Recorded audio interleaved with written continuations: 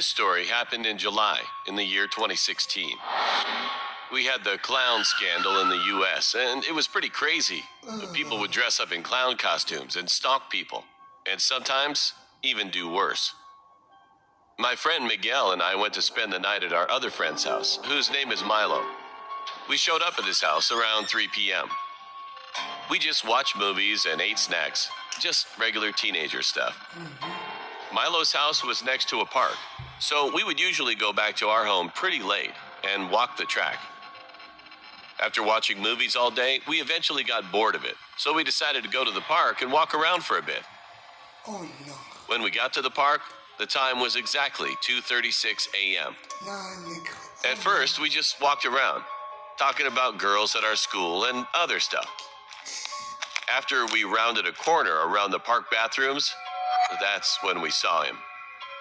There was a man in a black and white clown costume with no mask on, standing by the swings.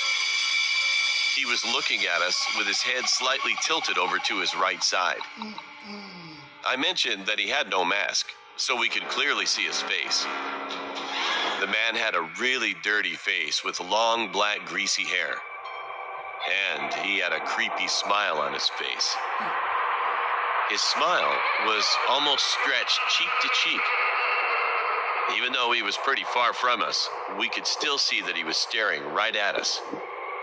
We got nervous and scared, so we agreed to run back to Milo's house, since we were on the side of the park. We started the countdown in a whisper. 3, 2, 1. And then we started running as fast as we could back to the house.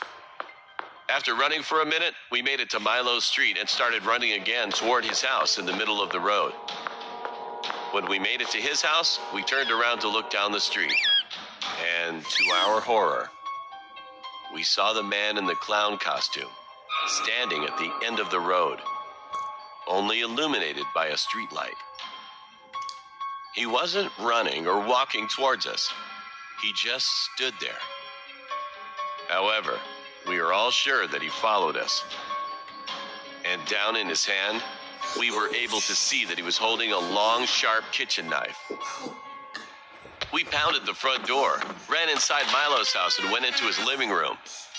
Milo asked what was going on, so we explained everything that just happened. No. He has one of those doorbells with a camera in it, so we sat in silence watching the monitor on the wall. We then saw the man walking down the street, looking left and right at each of the houses, probably checking to see if we were hiding. That clown guy finally stood just in front of Milo's house. We all got shocked, but we tried not to scream at all. And all of a sudden, he was looking through that camera lens of the doorbell. Oh no. That was the creepiest moment I've ever had before.